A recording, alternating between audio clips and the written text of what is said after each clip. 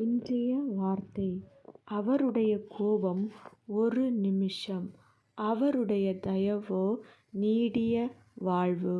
ஆம், பிரியமானவர்களே, இன்றைக்கு நம்முடைய குடும்பத்தில் நம்முடைய பிள்ளைகள் ஏதாவது தவறு செய்தால் நாம் என்ன செய்கிறோம்? கோபப்படுகிறோம் அல்லது அடித்து விடுகிறோம்.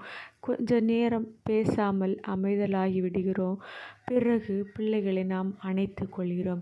அதே போலதான் அவருடைய பிள்ளைகளாகிய இயேசு கிறிஸ்துவுடைய பிள்ளைகளாகிய நாம் சில நேரங்களில் தவறுகளோ குற்றங்களோ செய்யும்போது இறைவன் நம்மீது கோபப்படுகிறார். அந்த கோபம் எவ்வளவு நேரம்தான் இருக்குமாம்? ஒரு நிமிடம் மாத்திரமே.